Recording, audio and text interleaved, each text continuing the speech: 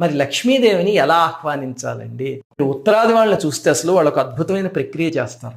వాళ్ళ దగ్గర ఉన్న నగలు, బంగారం, డబ్బు అవన్నీ తీసుకొచ్చి అమ్మవారి దగ్గర పెట్టి అప్పుడు ఏదో ఆరగింపులు పెట్టి భజనలు అవి చేస్తూ ఉంటారు వాళ్ళు. ఎందుకండి అవన్నీ పెట్టటము అంటే, దీపావళి అనేది లక్ష్మీదేవి శక్తి యాక్టివేట్ అయ్యే రోజు.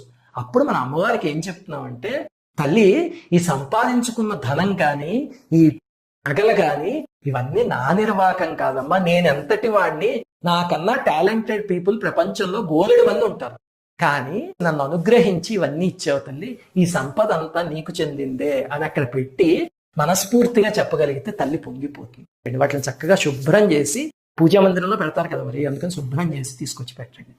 తర్వాత ఆ రోజు సాయంత్రం లక్ష్మీదేవి మీ ఇంటికి వచ్చింది అనుకుని షోడశ ఉపచారాలతో అమ్మవారికి పూజ చేయండి. అలా చేస్తే మీకు లక్ష్మీదేవి అనుగ్రహం తేలిగ్గా కలుగుతుంది. అందరికీ దీపావళి శుభాకాంక్షలు. శ్రీమాత్రే నమః.